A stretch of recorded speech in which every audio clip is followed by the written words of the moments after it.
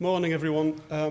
Yes, so I was managing editor at Sky News until a few weeks ago, which I've taken the money, come back to Yorkshire, and seeing what's out there. It's a real pleasure to be here today. I didn't think I would ever set foot in this building because I was actually rejected for a place here back in 1984. I'm not bitter. I remember the name of the guy who rejected me, but we don't need to go on. What I'll do is I'll talk a little bit about my career. I'll try and concentrate on tips, if you like, for getting jobs, because I guess that's why you're all here. And I'll show a few clips, and hopefully there'll be some time for questions at the end.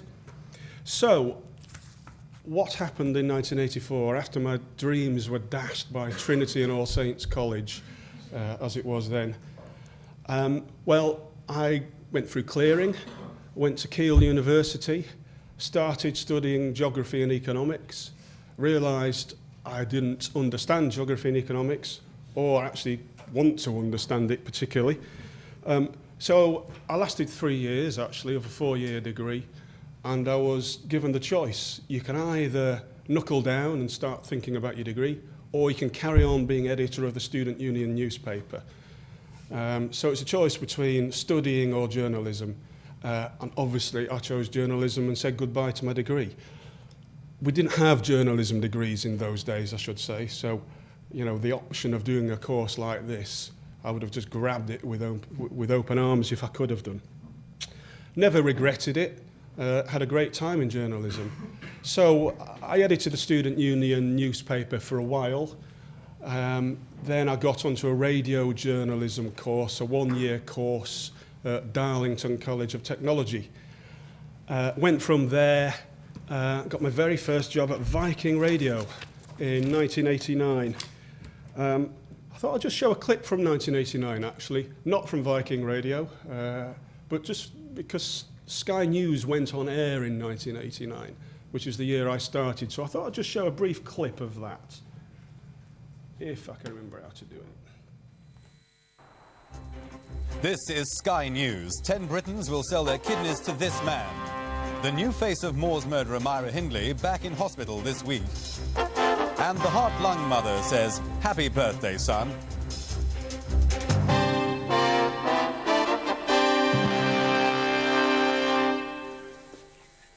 Good evening. You're watching the World News from Sky Television News on the hour, every hour. And our first story this evening, 10 Britons have agreed to sell their kidneys for cash to a German count who plans to set up an organ transplant business here. Was the very first Sky News broadcast. So, lots of posh voices, lots of 1980s hairstyles. But I was a world away from that in 1989. I was in Hull working for Viking Radio. As we used to say in the adverts, I've got a liking for Viking. Great radio station. Radio stations these days, I guess you've all been into radio stations, but radio stations in those days were very different just in terms of the technology. We had no mobile phones, no internet. Yes, you had to do your own research. You couldn't just Google. We didn't have any computers, just manual typewriters. We'd just taken delivery of this fantastic new machine. It was just being installed when I started. It was called a fax. Never seen a fax machine before, but that was the cutting edge of technology. We used to record people on reel-to-reel tapes, and to edit them, we used to have to edit it with a razor blade, cut the bits out that we didn't want, stick it back together again with sellotape. If anybody wants to look at my fingers later, I've got scars all over them from my editing days, lots of blood. I left Viking Radio eventually, unexpectedly actually, because I upset an advertiser, so I wasn't given much choice. But 2 days later, I got a job at BBC Radio Stoke for about 50% more money, so getting sacked wasn't the end of the world. So, this is my first tip for today, is be true to yourself. I upset an advertiser. I refused to apologise because I knew my story was right. At BBC Radio Stoke, amongst other things, I was their coal correspondent for a year, covering the coal industry in North Staffordshire. The there wasn't much of, well, actually, there was quite a lot of it when I started, but the pits were all closing. They were being closed down. And it was a really amazing time to actually do that job. I made a documentary about a pit town in North Staffordshire called Silverdale. It was, I guess, the archetypal pit town. All it had really was a pit and various industries which supplied to the pit. When that pit closed, it was left with absolutely nothing. So I interviewed 3 generations of the same family, all of whom had worked down that pit, none of whom had any other skills. They literally had nothing else that they could do. On another occasion, I got an exclusive about one of the other pits in the region. I can't remember what the exclusive was, but I sort of rode out to the pits, sat outside with the outside broadcast truck, the radio car, and was doing live reports from outside the pit as the miners came out after their day's work. And I was trying to stop the miners as they were coming along to ask them on air, you know, to do live voxes with them. Not easy. Miners don't particularly like the media. They were all in their cars, so I was trying to stop their cars, unwind the windows, get them to talk to me. Anyway, I asked one of the few miners who did stop, what have you been told about the redundancies? And he says, nothing at all. All I know is what I've heard you saying on the radio as I've been driving along the drive. And I know that sounds silly, but that was a real sort of pivotal moment for me. You know, a real shiver went down my spine. I thought, actually, this job is quite important. It's not just us playing at things. We're actually giving people information, which in many occasions can affect their lives. So I just wanted to make a point, you know, my next tip. Journalism affects real people. It's not just, oh, let's have a bit of fun. And I don't think we should ever lose sight of that. I had itchy feet at Stoke, BBC Radio Stoke. You would do. You don't want to stay there very long. And I kept trying to get a job in the BBC main newsroom, the one at Broadcasting House. I kept applying. I kept getting knocked back. And I kept trying again. Nothing happened. I just couldn't get my foot in the door. In hindsight, I realised that my CVs were just appalling. I was just thinking, oh, they'll look at it, they'll give me a job. They were just so badly produced. I had a few interviews. I didn't give any thought at all to what questions they might ask me. And I gave no thought at all to what my answers might be. It's little wonder I didn't get a job. So, I mean, this is what I've learnt the hard way. Being a good journalist isn't good enough. You've also got to be good at recruitment, at playing the recruitment game. So from my experience of managing editor at Sky, you know, I interviewed hundreds of people for jobs. Very few people are good at interviews. Everyone says, oh, I can't do it. That's rubbish. Very few people are good at it, but anybody can be good at it with a bit of thought. So that's my next tip.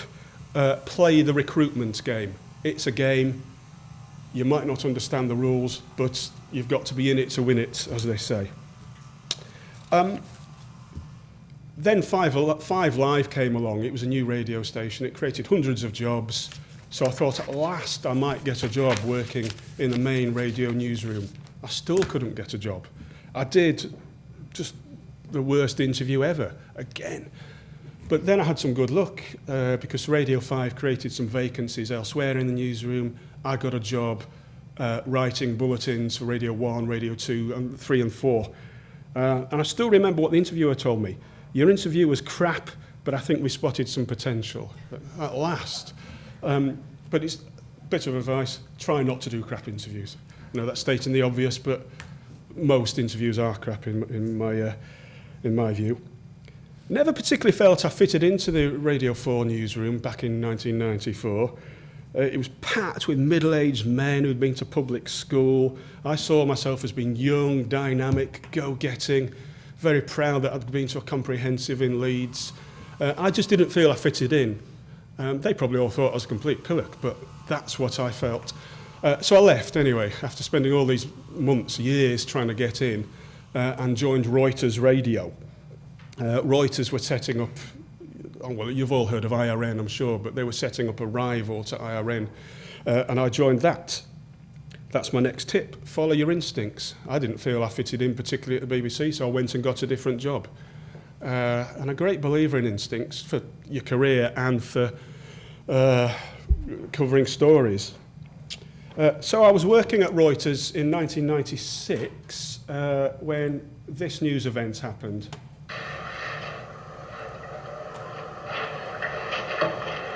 I'll speak to you too if you want. First briefing regarding the Guardian. Was that Joy Takeover? Yeah.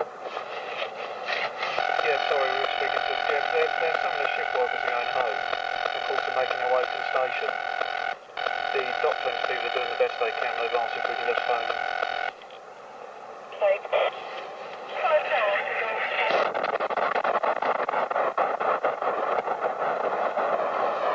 Storm? In that case, the fact that that's just going to stop everybody going down to the arena, are they?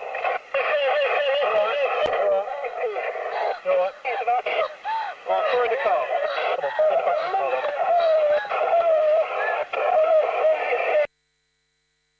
That was 1996. That was the IRA's bombing of London Docklands. 2 people died, millions of pounds of damage was caused. And you think, well, it pales into insignificance compared with the events of Paris over the past few days. But at the time, it was a huge shock.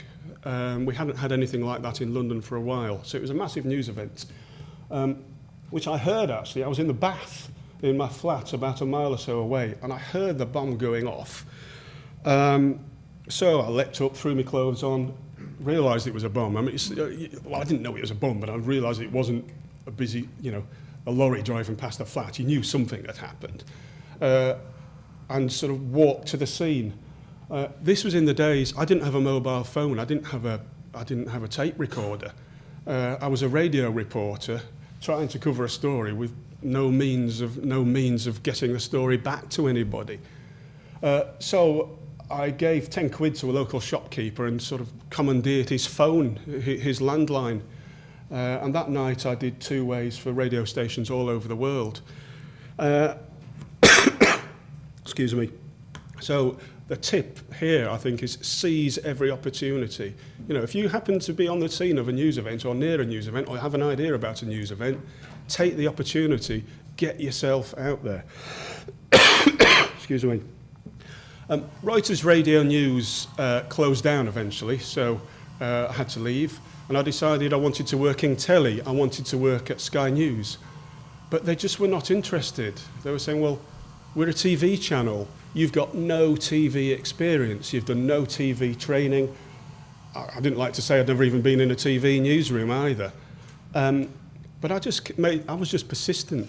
I kept going in and doing shifts for free on the planning desk and sitting shadowing on the news desk so I could, excuse me, so I could pick up tips. And after a while, the inevitable happened. I'd been around a while. A couple of people were sick. They asked me to do a shift. I started getting the odd shift. They grew. Got more and more shifts. By the summer of 1997, at last they trusted me to run the news desk.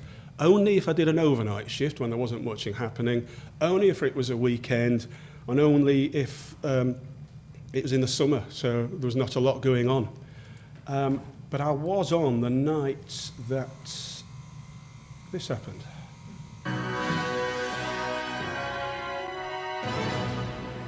Diana, Princess of Wales, has been seriously injured in a car accident in Paris. Her companion, the Harrods heir Dodi Al-Fayed, has been killed. The driver of the princess's car is also understood to be dead. The accident happened at just after midnight in the west of the city near the Alma Bridge. Princess Diana and Dodi had been enjoying dinner at the Ritz Hotel. They left sometime after midnight, local time. We're heading back and we're going through a tunnel in the 8th arrondissement, the 8th district in the west of Paris near the River Seine, where they were involved in some kind of collision. We don't know with what, but we do know what the consequence was, and that was that the car rolled over, ended up on its roof. Now, we are getting one report from a news agency that the princess is suffering from concussion, a broken arm, and a cut to one of her thighs. Another source of information now, a French minister is being quoted this by the Reuters news agency now, that Diana, Princess of Wales, has died in this accident. Leaving the sad news here at Sky Centre, confirmation from our very own Foreign Secretary Robin Cook, who's in the Far East at the moment, that Diana, Princess of Wales, has in fact been killed in that car accident in Paris. So, new to telly, having never done it. I was the news editor at Sky News when those events were unfolding, and there was hours of confusion, as you can imagine. I got the runner in the newsroom I rang Buckingham Palace, got through to the press office, was put through to the phone line, and there was no answer, so I got the runner in the newsroom to sit there with the phone waiting to get an answer from Buckingham Palace. And after, I don't know, it was about half an hour at least, she got through, she put me through to the press officer, and I said, "What can you tell me about what's happening?" He says, "I don't know, all I know is what's on Sky News." I said, "What? I'm ringing from Sky News." I was hoping for some more information, but that's another example of the power of the media. Anyway, I was still freelancing at that stage. I got offered a staff job soon after that. So my next tip, don't give up. And that goes alongside work hard, you can make your own luck. You know, was I lucky to have been working at Sky News the night that Diana died and did quite a good job and got offered a job? Well, to a certain extent, but I was only there because I'd worked really hard, knocked on a lot of doors to get there. So I don't buy the notion that you have to be lucky to get good jobs. You've got to work very hard to create your luck. Anyway, after Sky, I went to work at Calendar, at Yorkshire Telly with Catherine and Lindsay and Mike and just about everyone else who works here. Won't talk about that. My guess is, knowing Lindsay in particular, you've probably heard all you want to hear about Calendar endlessly. I wanted to illustrate something from Calendar. I couldn't find anything from when I worked there, but I found this really great clip of Calendar in the 1960s, which I'm missing out on 9/11. Never mind. Let's have a look at Calendar from the 1960s. Because have I got this in the right order? Yeah. Well, we'll see you tomorrow night on Calendar, looking at 6:05, and until then, good night.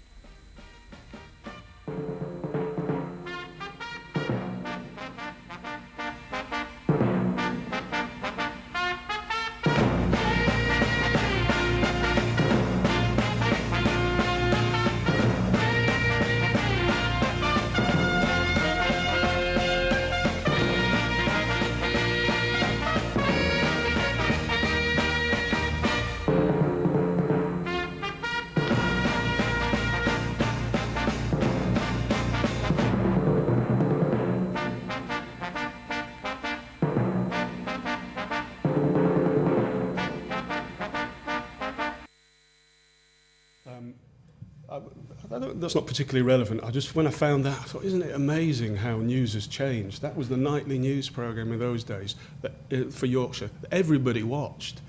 And I grew up watching Calendar, you know, at the time that the Yorkshire Ripper was at large, pits were closing, you know. Anyway, as I say, not entirely relevant.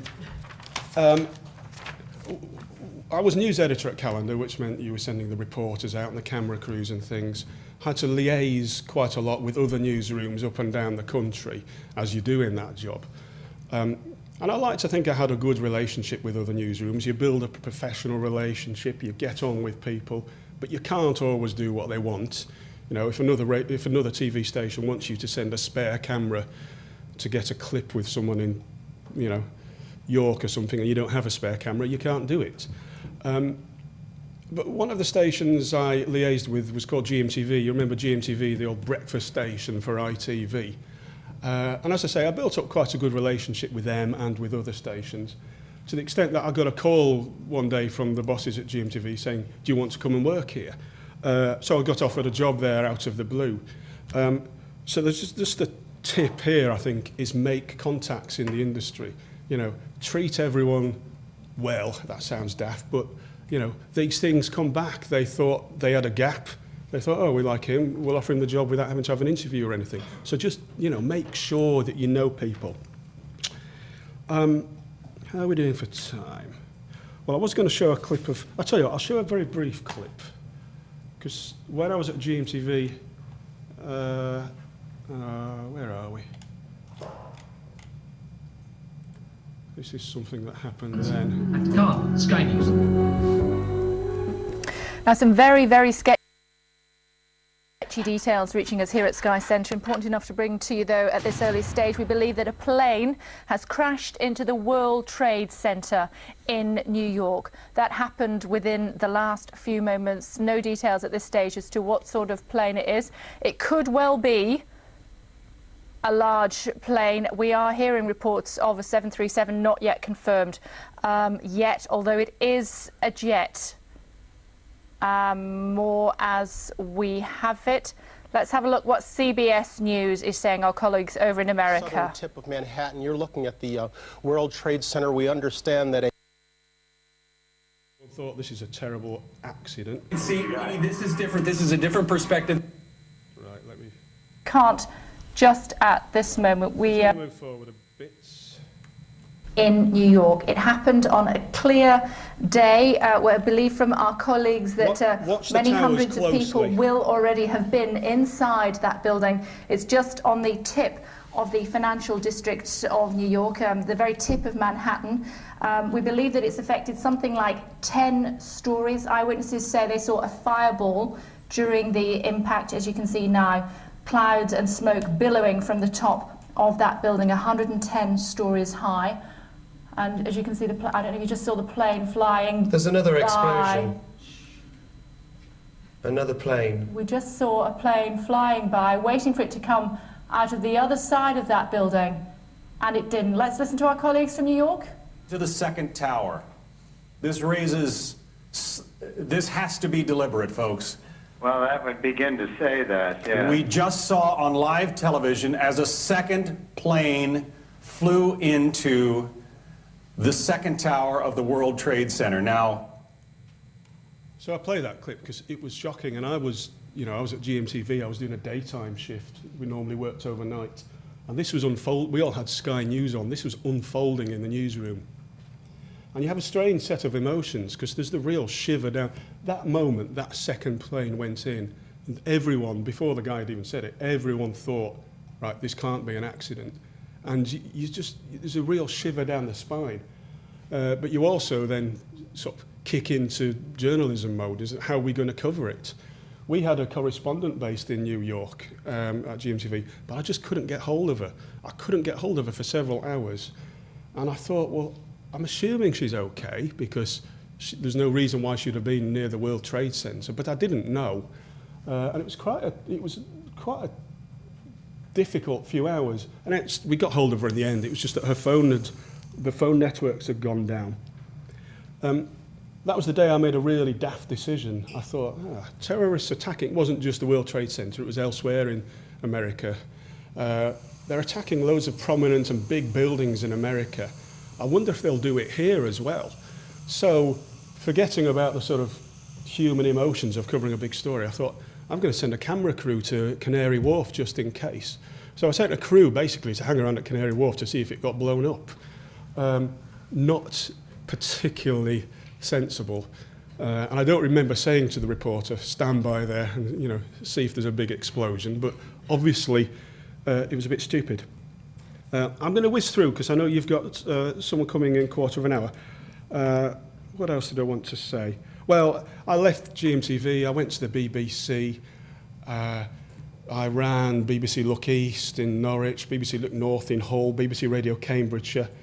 Had a good 5 years, not sure I was particularly a BBC person. Soon after joining, I was invited to a 2-hour revolving door meeting. And I thought, what's that? It's got to be some BBC term for recruitment or training or diversity or something. I don't know.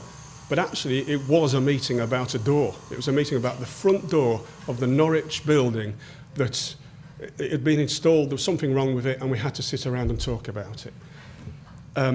For those of you considering a career at the BBC, I'll just leave that there with you. What else?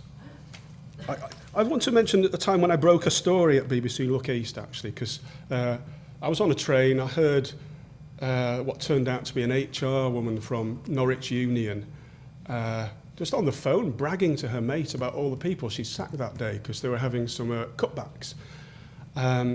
She gave so much information, I got the whole story. Obviously, you had to check it. I also managed to get her name because she was waving around a folder that had it written on it. And I did two things. I broke the story, but also I made sure that she got sacked. I rang the press office, told her name, and said she's been standing on a train bragging about sacking all these people.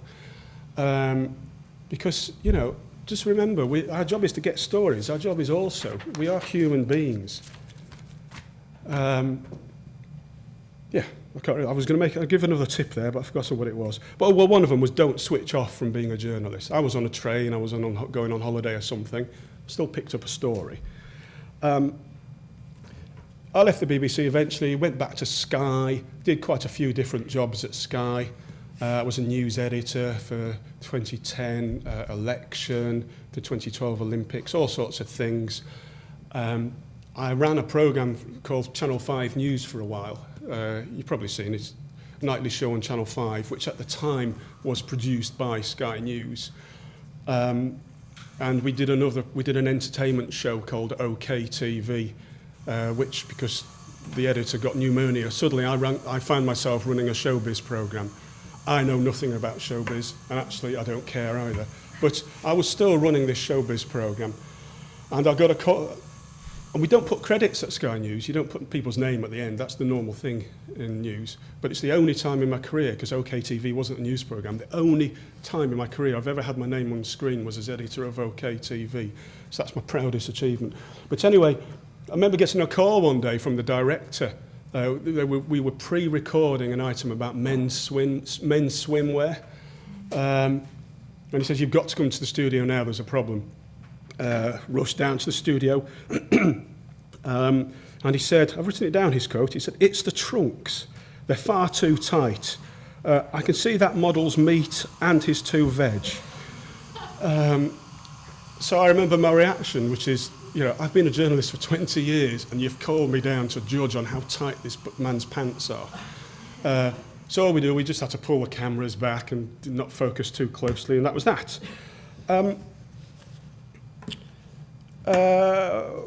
Yeah, I mean, running OK TV and Channel 5 News, it's quite a boost to my career, really. Even though it wasn't my natural job, I was given the opportunity to do it, I grabbed it. And I just think, I said this before, it's just really important to seize every opportunity.